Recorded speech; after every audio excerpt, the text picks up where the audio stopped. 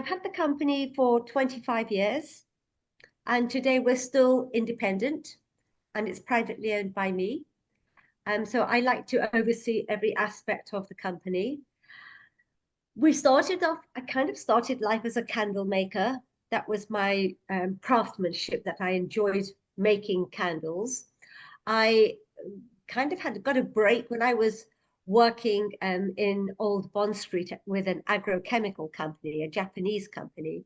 I bumped into somebody who knew me from my childhood and knew I very much liked craftsmanship. I used to enjoy making things, room sprays, candles, chocolates, sewing, all sorts of things. So he said to me he was now the manager of Chanel Fine Jewelry, and he was allowed to burn candles, and it would be a great pleasure if I could, make a candle for his boutique.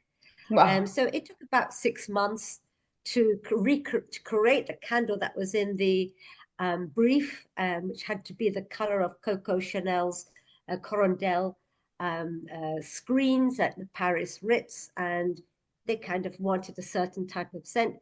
Eventually, I turned my kitchen into like a little candle factory, and eventually they said, fine, this is wonderful. We'll take 50. So I started making the candles for them while I was working full time. So it was something I would do in the evening.